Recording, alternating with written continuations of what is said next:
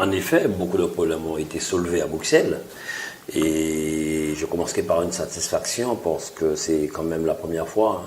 que nous avons pu, nos présidents de région ultra-périphériques, nous mettre ensemble,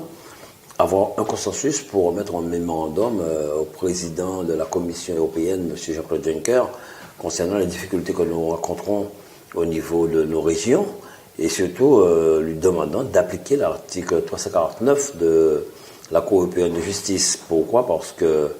il y a des choses qui ne se faisaient pas. Et la Cour, en effet, s'est rendu compte que nous n'étions pas accompagnés convenablement, vu notre insularité, vu notre éloignement vraiment, et la double insularité même pour certains, voire triple, comme je le dis, vu les difficultés financières de nos régions, le chômage, la précarité, le manque d'accompagnement sur nos infrastructures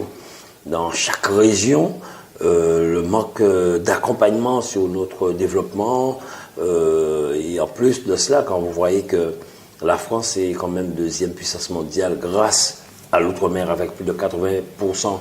de sa biodiversité, et l'Europe, première puissance européenne mondiale grâce aux régions ultra-périphériques en matière maritime. Donc il était clair que nous puissions vraiment taper du poing sur la table et faire quand même valoir nos droits par cet arrêt de la Cour européenne de justice. Ça peut faire avancer les choses parce que les problèmes, le quatrième forum, mais certainement ces problèmes-là ont été aussi évoqués lors du troisième forum. Jean-Claude Juncker oui, ça a été évoqué oui, à l'époque, mais le problème, il y a des dossiers où les présidents n'ont pas pu se mettre d'accord. Tandis que là, nous avons remis par la main du président de la Réunion, Didier Robert, un mémorandum travaillé ensemble par nos techniciens, les élus, pendant des mois, et nous sommes tombés d'accord un peu sur les difficultés qui nous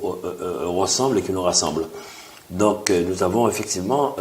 ressenti une volonté du président Juncker de vouloir vraiment donner un coup de fouet aux régions ultra-périphériques, et nous serons derrière, nous serons véatifs, de manière à ce que l'Europe puisse nous apporter les aides vraiment que nous avons besoin pour développer nos territoires.